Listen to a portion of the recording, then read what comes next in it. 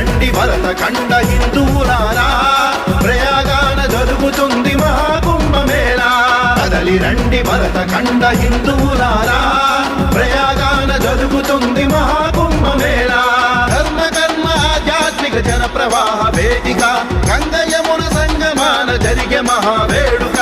ధర్మ కర్మ ఆధ్యాత్మిక జన ప్రవాహ వేదిక, గంగా యమున సంగమాన జరిగే మహావేడుక.